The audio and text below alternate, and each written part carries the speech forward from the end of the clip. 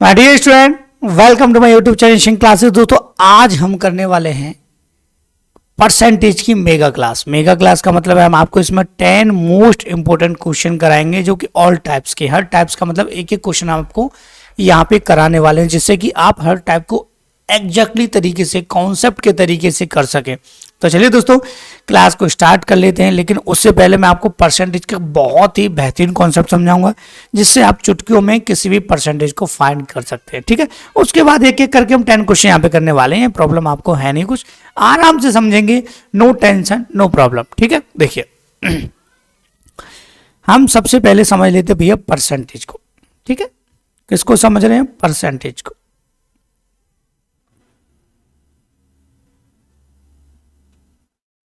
ठीक है, परसेंटेज मतलब प्रतिशत। ठीक है, अब हम समझें तो पर माने होता है प्रत्येक और सेंट माने होता है सेंचुरी, मतलब 100 का प्रत्येक हिस्सा। ये तो सब जानते भैया प्रतिशत का मतलब क्या है, लेकिन परसेंट चुटकियों में कैसे निकाला जाता है वो समझ लेते हैं। ठीक है, देखिए प्यारे बच्चों, मैंने कहा आपसे, यहां पे एक नंबर ले लेता हूं। मैंने कहा आपके पास यहां पे 240 है। कितना है माय डियर स्टूडेंट? 240। ठीक है, इसी से क्लियर हो जाएगा कि हमें ओनली सेकंड्स में परसेंटेज कैसे फाइंड करना है। ठीक है कि नहीं? देखो सबसे पहले हम किसी नंबर का देखेंगे परसेंटेज। ठीक है, इस तरीके से मैं यहां पे एरो बना देता हूं, जिससे आपको समझने में कोई भी प्रॉब्लम ना हो। ठीक है, क्लियर हुआ कि नहीं? अब सपोज कीजिए हमें किसी नंबर का 10% फाइंड करना है। ठीक है, या किसी नंबर का 5% फाइंड करना है, या किसी नंबर का 50% फाइंड करना है, या किसी नंबर का 1% फाइंड करना है। ठीक है, या फिर किसी नंबर का 2% फाइंड करना है, या फिर हमें 3%। आपको एग्जैक्ट तरीके से यही वैल्यू आपको क्या करनी है, याद रखनी है माइंड में। याद करने का मतलब ये नहीं कि मैं मैथ में आपको लर्न करने के लिए बता रहा हूं, ऐसा बिल्कुल भी नहीं है। हमें केवल कॉन्सेप्ट को समझना है। ठीक है, कैसे? प्यारे बच्चों, अगर मैं आपसे कहूं कि मैं कह रहा हूं कि यहाँ पे इस नंबर का मतलब 240 का हमको 10% चाहिए। कितना चाहिए? 10%। तो आपको क्या करना है, एक वैल्यू इधर करके एक पॉइंट यहाँ पे लगा देना है। तो 240 पर जब इधर पॉइंट लग जाएगा तो जीरो तो हट जाएगा, तो कितना आ जाएगा इसका 10% कितना आ जाएगा? 24। ठीक है, अब हमको पता है 10% इसका 24 है, तो 5% कितना होगा? 12। हमें तो पेन उठाने की जरूरत भी नहीं पड़ रही भाई। वैसे अगर हम परसेंटेज निकालते थे तो हम क्या करते थे कि भैया 240 का ऐसे तो क्या बताया था हमें क्लासेस में, ऐसे बताया था कि भैया 5% बताइए, तो हम करते थे परसेंट हटाने के लिए नीचे 100, 0 से 0, फिर 5 से कितना 2, 2 से कितना 12, आ गया 12। अब इतनी कैलकुलेशन करने में एक्सपर्ट भी होगा ना, वो भी 3-4 सेकंड, लास्ट 5 सेकंड तो खा जाएगा इसमें। अब हमें क्या करना है, हमें पता है 10% 24 है, तो 5% कितना होगा? 12 होगा। डायरेक्टली लिख देंगे, जरूरत ही नहीं है, ये प्रोसेस तो करना ही नहीं है इसमें। ठीक है, उसके बाद 50%।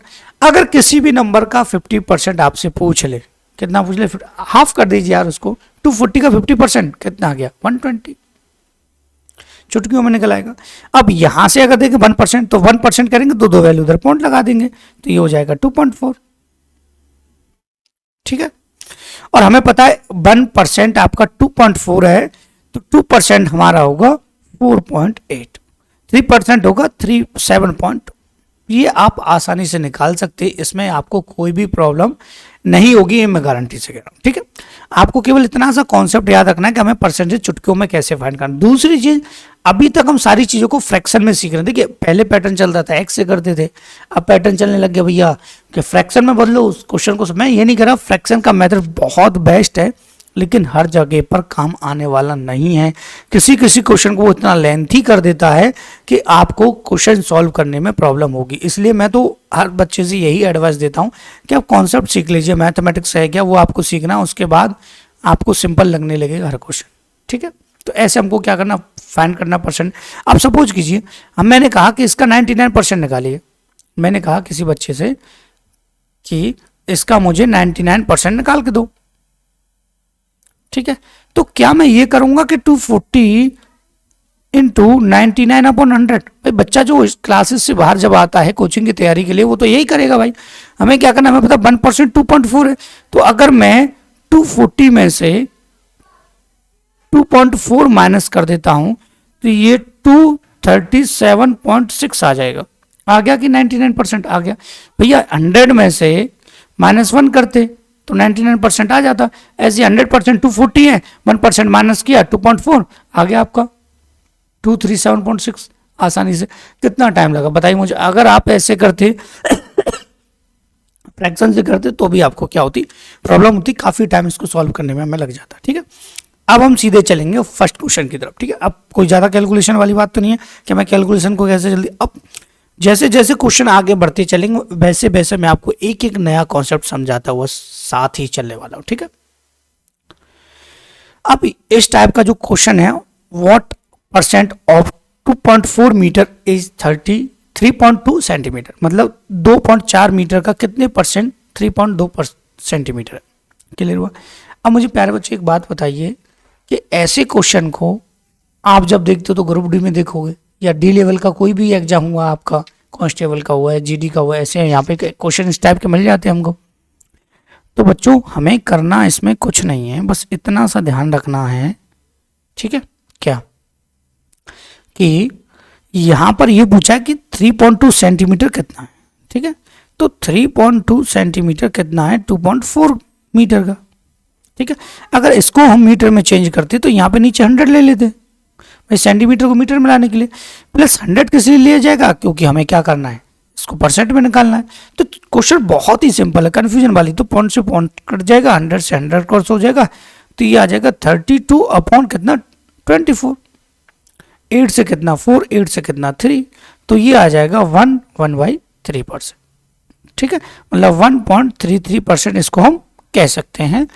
लेकिन आप देखेंगे कि ना तो ये ऑप्शन मैच हो रहा है, ना ये और ना ये, लेकिन ये ऑप्शन मैच हो रहा है। यहाँ पे 3 यहाँ पे गलत टाइप हो गया है, इसकी प्रॉब्लम आप ना लें। क्लियर हुआ, कोई दिक्कत नहीं है। अब हम चलते हैं सेकंड क्वेश्चन। देखिए ये तो सिंपल सा, मैं ये नहीं कहूँगा ये कोई टाइप था, ये सिंपल सा क्वेश्चन था। डायरेक्टली आपसे पूछ लिया जाता कि भैया आपका 12th का एग्जाम हुआ, आपके इतने मार्क्स आए हैं तो आपका परसेंटेज कितना होगा। सिंपल सी बात है, इसमें तो कोई है ही नहीं। सेकंड क्वेश्चन देख लेते हैं। ठीक है, सेकंड क्वेश्चन देखिए बहुत ही सिंपल है, घबराने की आपको जरूरत नहीं है, सिंपल तरीके से हमें इसे करना है। ठीक है, देखिए यदि किसी भिन्न के अंश में 20% की वृद्धि और हर में 5% कमी हो जाए, हर में 5% की कमी हो जाए। ठीक है, 5% की कमी, ये कमी लिखना रहेगा यहाँ पे, कमी की जाए। ठीक है, तो नई भिन्न 5/2 हो जाती तो प्रारंभिक भिन्न। अब देखिए प्रारंभिक भिन्न का मतलब क्या होता है, भिन्न का मतलब होता है यहाँ पे फ्रैक्शन, इंग्लिश में इसको बोला जाता है, ये आप सभी जानते हो। ठीक है, तो भिन्न में क्या होता है, भिन्न P/Q की फॉर्म में होगा, रेशनलाइजेशन भी P/Q की फॉर्म में होता है। भिन्न में होता है ऊपर होता है अंश और नीचे होता है प्यारे बच्चों हर। ठीक है, अंश को बोला जाता है न्यूमिनेटर और इसको बोला जाता है डिनोमिनेटर। ठीक है, तो हमें नहीं पता था भिन्न क्या है। ठीक है, हम इसको ऐसे भी नहीं करेंगे, हम सीधा सीधा लगेंगे भैया अंश में कितने की वृद्धि हो गई 20%, तो 120 हो गया। ठीक है, हर में क्या हुआ 5% की कमी होती है 95% हो गया। ठीक है, उसके बाद ये जो भिन्न इस प्रोसेस करने के बाद 5/2 हो जाती है। अब आपको भिन्न निकालनी तो ऊपर इसको ले जाइए, नीचे इसको ले आइए, तो ये हो जाएगी 5 × 95 अपॉन 120 × 2। 5 से कितना 24, तो 95 का 95 और ये 48 हो जाएगा। ठीक है, ये आ जाएगा आपका क्लियर तरीके से आंसर। ठीक है, जो कि ऑप्शन नंबर आपका सी हो जाएगा। कुछ ज़्यादा हार्ड नहीं है, आपको घबराने की जरूरत भी नहीं है। मैं इतना लेंथी पैटर्न भी आपको नहीं बताऊंगा, अभी तो क्वेश्चन हमारे आएंगे और मैं आपको इन क्वेश्चन में थोड़ा सा डिफरेंट भी बताऊंगा। क्या डिफरेंट बताऊंगा, मैं आपको ये भी बताऊंगा कि हम जो फ्रैक्शन वाले क्वेश्चन हैं उनमें क्या गलती कर देते हैं कि सिंपल जो तरीके से हो सकता है क्वेश्चन को, उसको हम फ्रैक्शन में ले जाके घिसला बना देते हैं और फिर कहीं ना कहीं से हमें कन्फ्यूजन माइंड में पैदा हो जाती है। फ्रैक्शन से भी वही कर सकता है जिसको बहुत ज़्यादा फ्रैक्शन की प्रैक्टिस हो, फिर भी कहीं ना कहीं हर क्वेश्चन को फ्रैक्शन से नहीं किया जाता परसेंटेज को। ठीक है, फ्रैक्शन से काफ़ी अच्छे क्वेश्चन आते हैं, एसएससी फ्रैक्शन टाइप के क्वेश्चन देने लग गया, लेकिन कुछ क्वेश्चन ऐसे होते हैं जो दिमाग खराब कर देते हैं, उनको आप कॉन्सेप्ट से ही कर सकते हो। ठीक है, क्वेश्चन नंबर थर्ड। ठीक है, अब इसको समझिएगा, इस क्वेश्चन में बच्चे क्या गलती करते वो आपको सीखनी है कि हम इसको कितना जल्दी उड़ा सकते थे, फ्रैक्शन से आप कितना लेट उड़ाओगे इसको। देखिएगा ध्यान से, इसने कहा है कि एक परीक्षा में ए ने बी से 10% अधिक, बी ने सी से 20% अधिक, किंतु सी ने डी से 32% कम अंक प्राप्त किए। यदि ए को सी से 272 अंक अधिक प्राप्त हुए तो बी को कुल कितने अंक प्राप्त हुए। ठीक है, यहां से देखिए, एक यहां पे ए है, एक यहां पे बी है, एक यहां पे सी है और एक यहां पे डी है। ठीक है, क्लियर हुआ। अब ध्यान से देखिएगा, आपको जो समझना वो इंपॉर्टेंट क्या है। देखो, ए ने बी से 10% अधिक, तो ए को बी से 10%। मैं आपको फ्रैक्शन नहीं बताऊंगा, फ्रैक्शन से कंफ्यूजन होगी, ये क्लियर माइंड में रख लेना मैं अपने में। ठीक है, बी को सी से 20% अधिक, बी को सी से 20% अधिक। ठीक है, और सी ने डी से 32% कम, सी ने जो है डी से 32% कम। ठीक है, अब सीधे हमें क्वेश्चन पे जाना है, क्वेश्चन पे जाना है और क्वेश्चन के पैटर्न को समझना है। क्या कि उसने ए और सी के बीच में डिफरेंट दे रखा है। ठीक है, डिफरेंट ही है, देखे तो डिफरेंट, तो यहां से यहां तक का डिफरेंट दे रखा है। अगर हम इसको सॉल्व ना करें डी को, तो भी कोई फर्क नहीं पड़ने वाला। या तो हमें ए और डी से पूछा जाता तो हम ए डी से स्टार्ट करते, भैया 100 इसको, 132 इसको, फिर इसका 20% निकाल के इसमें ऐड, फिर का 10% निकाल के इसमें ऐड। ठीक है, मतलब 32% माइनस होता तो 68 आ जाते हैं यहाँ पे। लेकिन जब हमें ए और सी से पूछा है तो अब फ्रैक्शन से बच्चे क्या करेंगे, सबको यहाँ पे चेंज करने की कोशिश करेंगे कि नहीं। अब मुझे प्यारे बच्चों ये बात बताइए कि यहाँ से हम सीधा सीधा ये नहीं रख सकते कि भैया सी 100% होगा और बी इसका कितना होगा 120। ठीक है, और ये इससे 10% जाता 132 हो गया। ठीक है, यहाँ से यहाँ तक अगर हम देखें तो यहाँ से यहाँ तक हमें दिखेगा 32 हो जाएगा आपका 272 के इक्वल। ठीक है, हो जाएगा कि नहीं हो जाएगा। अब यहां से 8 से इसको क्रॉस करेंगे। ठीक है, 8 4 जा 32, 8 3 जा 24 और यहां से 8 4 जा 32। ठीक है, कितना हो गया, यहां से आ गया आपका, थोड़ा सा और चेक कर लेंगे, ये 100% हो गया, ये 120 हो गया, 10 इसमें ऐड हुआ तो 132 हो गया। ठीक है, अब यहां से 32 का डिफरेंट था, ये से ए को सी से कितना मिला 272 अधिक, यहाँ पे कितना है 32 अधिक। तो यहाँ से इसको दोबारा काटते हैं, 8 चौका 32, 8 तिया 24 और कितना बचा 3, 8 चौका 32, 2 से इसको काटेंगे, 2 से ये हो जाएगा 2% हो जाएगा आपका 17 के बराबर। ठीक है, तो ये हो जाएगा 17/2 गुणा 100। ठीक है, ये 50 और 17 पंजे 85, ये आ जाएगा 850 आपका आंसर। ठीक है, क्लियर हुआ। अगर आप इसको फ्रैक्शन से करते हैं तो मैं कह रहा हूँ गारंटी से आपको इतनी कंफ्यूजन होगी, ये क्वेश्चन आपका सॉल्व ही नहीं हो पाएगा, ये मेरी गारंटी। कहीं भी आप चेक करके देख लेना, कोई सी पैटर्न से कर लेना, इससे ज़्यादा सिंपल पैटर्न से ये होने वाला नहीं है। ठीक है, क्वेश्चन नंबर 4 की तरफ बढ़ते हैं आगे। ठीक है, अब देखिए कितना सिंपल क्वेश्चन है, क्या है इसमें कुछ नहीं। बच्चे घबरा जाते हैं कि सर इतना हार्ड क्वेश्चन क्या करें क्या नहीं करें, सिंपल सा यार। देखिए, एक विद्यालय के विद्यार्थियों की संख्या का 60% लड़के, मतलब जितने भी लोग हैं उसके 60% बॉय हैं और बाकी लड़कियां हैं। ठीक है, यदि परीक्षा में 20% लड़के फेल हो जाते हैं और 65% लड़कियां पास हो जाती हैं तो पास होने वाले कुल अब जो फ्रैक्शन का जो परसेंटेज का पैटर्न मैंने आपको बताया था ना स्टार्टिंग में, देखिए कितना कम आने वाला है। देखिए यहाँ से 100% होंगे, सभी टोटल मिला के 100 होंगे कि नहीं होंगे। ठीक है, इसमें से इसने कहा कि जो बॉय हैं और गर्ल्स हैं। ठीक है, अब इसने कहा कि विद्यार्थियों की संख्या का 60% लड़के हैं, तो 60 बॉय हैं तो 40 क्या होंगे, इसमें गर्ल्स होंगी। क्लियर सी बात है। यदि परीक्षा में 20% लड़के फेल हो जाते हैं, ठीक है 20%, देखिए पास का पूछा है तो जब 20% फेल हो तो 80% पास हो रहे होंगे। अगर मैं इसका 80% निकालता हूं तो मुझे क्लियर पता है कि इसका 80% आएगा 48। ठीक है, आराम से निकाल दूंगा भैया। और इसका मुझे पता है कि यदि 65% लड़कियां पास होती हैं, 65% निकालना है। ठीक है, तो 65 चौका देखिए 50% कितना हो गया इसका 20 और 15% कितना हो गया इसका 6। ठीक है, 10% 4, 15% कितना 6, तो ये कितना हो जाएगा यहाँ पे 26। अब ये टोटल का परसेंटेज पूछा गया, टोटल यहाँ पे ऑलरेडी 100 पहले ही है, तो इन दोनों को ऐड कर दीजिए भैया, 4 यहाँ पे आ जाएगा और 7 यहाँ पे हो जाएगा, 74 क्या हो जाएगा आपका आंसर हो जाएगा। ठीक है, आप कहेंगे डायरेक्ट परसेंट भैया 74 कितने में से 100 में से परसेंट निकालने के लिए 174 सीधा हो रहा है। ठीक है, तो हम एक लाइन इसमें क्यों बढ़ा भैया, कंपटीशन है, ये तो शो करके थोड़ी ना आपको आंसर दिखाना भाई, कंपटीशन में आंसर शो करने की जरूरत आपको बिल्कुल भी नहीं है। आसानी से सॉल्व कीजिए, सिंपल पैटर्न से कीजिए, कोई प्रॉब्लम नहीं, आसानी से आपका आंसर आएगा। ठीक है, अब देखिए ऐसे क्वेश्चन को चुटकियों में किया जा सकता है भैया, है कुछ नहीं इसमें। देखिए यदि किसी संख्या के 62% और 80% के बीच का अंतर 198 है तो उस संख्या के 92 और 56% के बीच का अंतर बता। कितना सिंपल क्वेश्चन, लेकिन एसएससी ने दिया है, एमटीएस ने है। ठीक है, ध्यान से देखना है इसको। ठीक है, यदि किसी संख्या के 62% 80%, तो पहले इन दोनों परसेंट का अंतर देख लीजिए। इन दोनों परसेंट का अगर हम अंतर देखते तो हमें पता है 62 और ये कितना हो जाएगा 18। 18% कितने के बराबर है 198, तो 100% कितने के बराबर जो ये 98 से काट दीजिए इसको, तो 18 कम 18, 18 1 कम 18, 11 हो गया।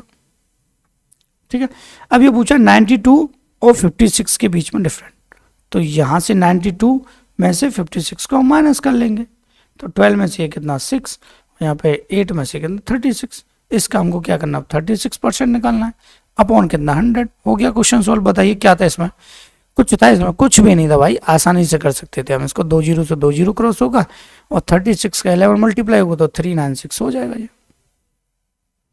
अब ये छोटे छोटे मल्टीप्लाई तो आप डायरेक्टली कर सकते हैं, ऐसे थोड़ी ना करेंगे भैया। 36 में गुणा करो 11 का और करो भैया 6 कम 6 3 कम 3, फिर गुणा का चिन्ह लगाओ 6 कम 6 3 कम 3। इतना टाइम किसी के पास नहीं है। ठीक है, खासकर कंपटीशन में ये ध्यान रखना। ठीक है, अब चलते हैं नेक्स्ट क्वेश्चन की तरफ। अब क्वेश्चन नंबर 6 करते हैं, देखिएगा ध्यान से। एक व्यक्ति अपनी आय का 25% बचाता है, यदि उसकी आय में 20% की वृद्धि हो जाती है और फिर भी वह पूर्व के बराबर धनराशि बचाता है, मतलब पहले ही 25% बचाता था अब भी 25% ही बचा है, तो उसके खर्च में हुई वृद्धि का प्रतिशत कितना है। देखिए सिंपल सी बात है, बहुत ही सिंपल तरीके से करते हैं यार, कुछ नहीं है। ठीक है, देखिए हम बात कर रहे हैं, हमको पता है कि इंसान कमाता है वो होती है आय। ठीक है, उसके बाद वह करता है खर्च और उसके बाद बचाता है वह बचत। ठीक है, मतलब पहले खर्च करेगा, आय में से खर्च गया तो बचत, आय में से बचत गई तो खर्च। क्लियर सी बात है। अब मुझे नहीं पता कि उसकी इनकम कितनी है, तो सपोज कीजिए मैंने कहा कि उसकी जो इनकम है, उसकी जो आय 100% है, उसने 25% बचा लिया, तो 25% जब उसने बचाया है तो 75% खर्च किया गया होगा। क्लियर सी बात है, कोई डाउट नहीं है। अब उसने कहा मेरे प्यारे भाइयों कि 20% उसकी आय में वृद्धि हो जाती है, तो जब उसकी आय जो है वो 20% बढ़ जाती है, ठीक है, तो कितनी होगी 120, कितनी होगी 120। ठीक है, फिर भी वह क्या करता है, मेरी बात को ध्यान से, फिर भी वह पूर्व के बराबर धनराशि, मतलब पहले 25%, मतलब इसका 25% पहले जितनी राशि बचा रहा था उतनी, अभी ये 25 रुपये ही बचा है। सपोज कीजिए 100 रुपये कमा रहा है, 25 बचा रहा था, 75 खर्च कर रहा है, लेकिन अभी ये 25 रुपये ही बचा रहा है, तो जब 120 में से 25 माइनस होगा तो 95 बचेगा। ठीक है, अब देखिए खर्च बढ़ गया कि नहीं बढ़ गया, उसका पहले 75 रुपये था 95 हो गया, ये सिंपल सी बात है। तो कितना बढ़ा है, यहाँ से देखिए 20 बढ़ा है, कितना बढ़ा है 20 रुपये बढ़ा है भाई, पहले 75 था 95 हो गया, कितने से बढ़ा है 75 से, गुणा कितना है यहाँ पे 100। ठीक है, 25 चौक 100 और 25 थी 75, तो ये हो जाएगा यहाँ पे 80 अपॉन कितना हो जाएगा यहाँ पे 3, तो ये हो जाएगा माय डियर स्टूडेंट यहाँ पे 26.66, ये आ जाएगा आपका, क्या आ जाएगा आंसर। ठीक है, अब उसके बाद क्वेश्चन नंबर 7 देखते हैं, काफी सिंपल है। ठीक है, इसको बड़े ध्यान से करना, ध्यान से करना कैसे, हमें बहुत ही जल्दी इसको सॉल्व करना है। क्या करना है कि ए बी और सी की आय जो है क्रम से 80%, 85% और 75 मतलब 75% खर्च कर देते हैं। उनकी आय, उनकी बचत का अनुपात 8 9 20 है, तो ए और सी की आय में 18,000 का रुपए का अंतर है, तो बी की आय आपको बताएं। देखिए मुझे नहीं पता कि आय कितनी है, ए बी और क्या है यहाँ पे सी, प्यारे बच्चों। ठीक, अगर मैं छोटे शब्दों में बात करूं तो मैंने कहा इनकम, इसकी भी इनकम 100 ले लीजिए, इसकी भी इनकम 100% होगी, इसकी भी इनकम क्या होगी 100%, अपने आप में तो सबकी 100 रही होगी भाई। अब इसने क्या किया 80% क्या कर दिया खर्च, मतलब एक्सपेंडिचर जो है वो इसका 80% है, ठीक है, 80%। इसने खर्च कर दिया 85%, इसने खर्च कर दिया माय डियर स्टूडेंट 75%। ठीक है, ये क्वेश्चन आपने बहुत काफ़ी बुक्स में देखा होगा। तो यहाँ पर जो सेविंग जो आएगी निकल के वो प्यारे बच्चों क्या आएगी, यहाँ पे यहाँ से माइनस होगा तो यहाँ पे 20 आएगी, यहाँ पे माइनस होगा तो यहाँ पे 15 आएगी 15%, और यहाँ पे माइनस होगा तो प्यारे बच्चों यहाँ 25%। ठीक है, यहाँ परसेंट में बचत हमारी आ चुकी है। लेकिन यहाँ पर जो एक्सपेंडिचर जो दे रखा था प्यारे बच्चों, एक्सपेंडिचर जो दे रखा था वो कितना दे रखा है, रेशो में 8, और यहाँ पे कितना दे रखा प्यारे बच्चों 9, ठीक है, और यहाँ पे कितना दे रखा 20। ठीक है, अब परसेंट हटाने के लिए आप इसमें 2 जीरो बढ़ा लीजिए। ठीक है, 2 जीरो बढ़ा लीजिए और आसान हो जाएगा। ठीक है, अब प्यारे बच्चों यहाँ पर मैं सिंपल सी बात कह रहा हूँ, 0 से 0, 2 से कितना 40। ठीक है, ये इनकम का वो बन जाएगा। देखिए यहाँ पे भी, यहाँ पे जो एक्सपेंडिचर सेविंग, तो यहाँ पे भी ये एक्सपेंडिचर नहीं, यहाँ पे सेविंग। ठीक है, यहाँ पे भी क्या दे रखी है, यहाँ पे बचत का अनुपात, मतलब ये भी सेविंग सेविंग, तो सेविंग सेविंग सेविंग, यहाँ पे रेशियो सेविंग, यहाँ पे परसेंटेज सेविंग, तो इक्वल इक्वल हो जाएगा, तो क्या आ जाएगी, इनकम आ जाएगी। ठीक है, तो यहाँ से 15 छिक्के 90, 60 हो जाएगा, 25 अट्ठे 280 हो जाएगा। ठीक है, फिर इसको 20 से उड़ा दीजिए भाई, 20 दूनी 40, 20 तिया 60 और 20 चौका 80। ठीक है, अब कह रहा है ए और सी में अंतर। यहाँ से प्यारे बच्चों देखें तो यहाँ से ए और सी में अंतर डिफरेंट कितना, 2 हो जाएगा हमारा 18,000 के बराबर। ठीक है, तो एक रेशियो की वैल्यू आ जाएगी यहाँ पे 9। ठीक है, अब हमसे क्या पूछा है, बी की आए, तो बी कितना था यहाँ पे, यहाँ से देख लीजिए इनकम कितनी थी 3, 3 का यहाँ पे मल्टीप्लाई कर देंगे तो कितना आ जाएगा 27,000। ठीक है, क्लियर हुआ।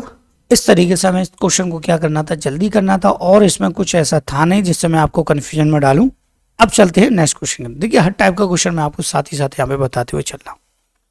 अब बात आती है इस क्वेश्चन की, इस टाइप का क्वेश्चन आपने जनसंख्या वाला देखा होगा, बुक्स में भी है, यादव में भी है, RS अग्रवाल में भी है, और किरण में भी है, काफ़ी बुक्स में ये क्वेश्चन है, इसलिए मैंने सोचा इसको डाल देता हूँ, इससे क्लियर हो जाएगा कॉन्सेप्ट आपका। ठीक है, अब प्यारे बच्चों मुझे बताइए, यहाँ पर अगर मैं देखूँ कि नगर की जनसंख्या कितनी है, 3,11,250, उसमें स्त्री और पुरुषों का अनुपात कितना, 43-20।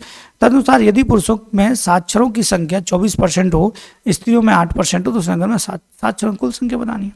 आपको कुछ भी नहीं करना। देखिए यहाँ पे पहले मुझे पता है कि मेल और फीमेल का जो रेशियो है वो कितना 43 और कितना 40।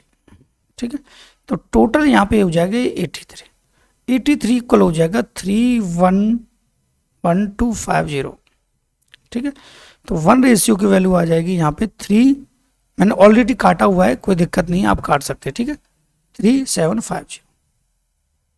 ठीक है, अब क्या करना है आपको, इसका इसमें मल्टीप्लाई करना है और इसका ही इसमें मल्टीप्लाई करना।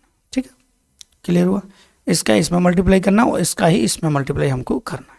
कैसे, देखिए मतलब 43 में मल्टीप्लाई करना है हमें 3750 होगा। ठीक है, अब पुरुष जो थे ये मेल आ गए, इसमें 24% क्या है यहाँ पे प्यारे बच्चों, शिक्षित है। ठीक है, तो डायरेक्ट यहीं पे कर दीजिए, मेल आ जाएगा। ठीक है, यहाँ से कितना 4 से कितना 6, 4 से कितना 25, अब 25 से डायरेक्ट इसको काट लिए, 25 एकम 25, और यहाँ से 25 12। ठीक है, फिर ये 25 पंजे 125 और 150 बार कट जाएगा। ठीक है, अब आपको क्या करना है, यहाँ पे 43 × 150 × 6 का मल्टीप्लाई। क्लियर हुआ। अब ऐसे ही क्या करना है कि 40 × 375, इसका कितना था, स्त्रियां कितनी साक्षर थी, मतलब पढ़ी लिखी थी, 8% अपॉन कितना 100। ठीक है, 25 से ये कितना 150, 25 से ये कितना 4, 4 से कितना ये 2, ये आ जाएगा 40 × 300। अब आपको कुछ नहीं करना है, इनका मल्टीप्लाई करके ऐड कर देना, आपका आंसर मैच हो जाएगा। ठीक है, ये ऐड करना है आपको, इसलिए मैं एक क्वेश्चन में कैलकुलेशन आपके लिए छोड़ रहा हूँ, इससे आपकी भी थोड़ी बनी रहेगी, हाँ कि हमने क्लास देखा है, हमें भी पता चल जाएगा आपने यहाँ तक तो क्लास हमारा पढ़ लिया है। ठीक है, क्वेश्चन नंबर 9, ये क्वेश्चन भी आपने बहुत ज़्यादा देखा होगा बुक्स में, मैं सोच रहा था इसको कराना जरूरी है। ऑलरेडी मैं भी इसको रेशियो के पैटर्न से बता चुका हूँ, लेकिन आज मैं सोच रहा हूँ कि मैं आपको ये बताने, ये क्वेश्चन कल लाने का मतलब यही था, मैं ये बताना चाहता था कि जरूरी नहीं कि रेशियो के पैटर्न से या फ्रैक्शन के पैटर्न से ही आपका क्वेश्चन सॉल्व हो। डायरेक्टली जिस तरीके से हम बचपन से करते हैं वैसे भी हमारा सॉल्व हो सकता है। कैसे, देखो ध्यान से। इसने कहा कि दो प्रत्याशियों के बीच हुए चुनाव में 75% मतदाताओं ने मत डाले, मतलब 25% तो डाले नहीं, जिनमें से 2% अवैध हो गए। अब जो लोग डालने नहीं गए उनसे तो हम कुछ कहने वाले नहीं है। अब 75% जो लोग वोट डालने गए हैं उनमें से कुछ होने क्या डाल दी, गलत वोट। अवैध का मतलब हो गया 2% गलत वोट डाल दी, घोषित कर दिया। एक प्रत्याशी ने 9261 प्राप्त किए जो वैध मत हो गए, मतलब जो खराब वोट नहीं हुए तो उनके 75% उसको मिले। तो चुनाव में पंजीकृत मतदाताओं की क्या बतानी संख्या। अब देखिए उसको वोट कितने मिले, इतने, कितने में से। अब देखिए मेरी बात को ध्यान से समझना कि टोटल 100 हो रहे होंगे, ठीक है, या आप इसको x मान लीजिए, ठीक है, 100 रहे होंगे, या फिर आप इसको x बच्चों के तरीके से बताते हो। देखिए इतना जल्दी सॉल्व, ये मत सोचना x मान लिया तो जल्दी सॉल्व। अब 75% डले वोट, नीचे परसेंट हटाने के लिए नीचे 100, ठीक है, 2% इसका ही 2% अवैध हो गया तो 98% ही तो वोट सही रहे होंगे, इसके नीचे भी 100, ठीक है। और यहां से ये कह रहा है कि एक प्रत्याशी ने 9261 मत प्राप्त किए जो वैध मत हो गए। अब ये वैध मत रहेगी, इनकी कितनी थी, 75% था इंटू 100। उसके बाद उसको 9261 यहाँ पे वोट मिले। क्लियर हुआ। अब देखिए इसको कितना जल्दी हम करते हैं, यहाँ से 25 से 3 और 25 से कितना 4, 25 से कितना 3 और 25 से कितना 4, ठीक है। यहां से अब देख लीजिएगा, हम ज़्यादा मल्टीप्लाई आपको नहीं करेंगे, हमको x की वैल्यू चाहिए। तो यहाँ से 3 तिया कितना हो गया 9, 9 से हम डायरेक्टली काटेंगे इसको, 9 एकम 9, 2 में भाग देंगे, 9 2 में तो 0 बढ़ा लें, 9 दूना 18, ठीक है, और ये 8 बचा 9 नामा 81, ठीक है। अब क्या बचा, ये 1029 यहाँ पे रह गया, इंटू कितना रह गया 4416 इंटू 100 ये रह गया भाई, 4416 और 100 ये रह गया, और 98 आपका ये रह गया, ठीक है। 7 एकम 7, 7 चौकर 7 से ये कट रहा है तो 7 से ये भी क्रॉस हो रहा होगा, ठीक है। दूसरे मार्कर से हम क्रॉस करते हैं, 7 से इसको करेंगे तो 7 एकम 7 कितना, 7 चौक 28, 7 7 49, 7 एकम 7 और 7 चौका 28, फिर 7 दूनी 14, 7 एकम 7, 7 दूना 14, और ये हो जाएगा 21 गुणा 16, दूसरे ये कट जाएगा 50। क्लियर हुआ, कोई दिक्कत। अब आपको कुछ नहीं करना है, यहाँ से सीधा सीधा ये हो जाएगा 21 गुणा 16 पंजे 80, 800, तो हो जाएगा 0 0 8 16, 16 800 क्या थी यहाँ पे पंजीकृत कुल संख्या थी। क्लियर हुआ। अब मेरी बात ध्यान से सुनना, आपको लग रहा होगा सर एक्स से बिल्कुल लेंथी नहीं, आप इसको रेशियो से करोगे, फ्रैक्शन से करोगे और ज़्यादा लेंथी क्वेश्चन हो जाएगा, दिमाग में बड़ी से बड़ी कंफ्यूजन पैदा हो सकती है इस क्वेश्चन से, ठीक है। इससे सिंपल कोई पैटर्न इसका नहीं है, इसी से कीजिएगा, मेरी यही राय आपसे रहेगी। उसके बाद तो आपको कोई, देखिए हर बच्चा कोई ना कोई नई ट्रिक जानता है, हर कोई नया नया पैटर्न जानता है, तो उससे कर लीजिए, कोई दिक्कत नहीं। मुझे तो मेरा जो काम था बताने का यही था कि हर क्वेश्चन को रेशियो से तुलना करने की कोशिश ना करें। अब देखिए ऐसे क्वेश्चन को क्या हम फॉर्मूला लिख के करेंगे, बिल्कुल नहीं। यदि एक आयत की लंबाई 40% बढ़ा दी जाती है और चौड़ाई 20% घटा दी जाती है तो क्षेत्रफल 1% बढ़ जाता है।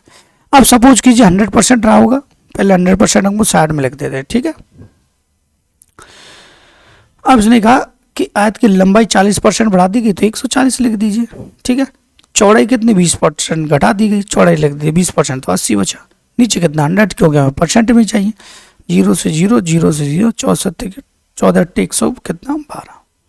अब यहाँ से चेक कर लीजिए कितना बड़ा है, 100 से कितना हो गया 112, मतलब 12% बड़ा, ये आपका आंसर हो जाएगा। और यहाँ पे किसी भी क्वेश्चन में कोई आपको प्रॉब्लम नहीं हो।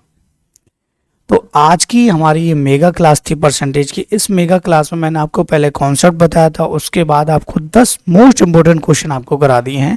मतलब ये कराने के लिए, ये बताने के लिए, आपको ये समझाने के लिए भैया कि हर क्वेश्चन को फ्रैक्शंस के तौर पे नहीं करना। मैथमेटिक्स का पैटर्न जो है बहुत ही ज़्यादा डीपली होता है, बहुत इसमें साइंटिस्ट भी रहे हैं, ठीक है। उन्होंने सब ने अपना अपना एक एक मेथड बना के, एक एक थ्योरम बना के सारी चीज़ों को निकाला है।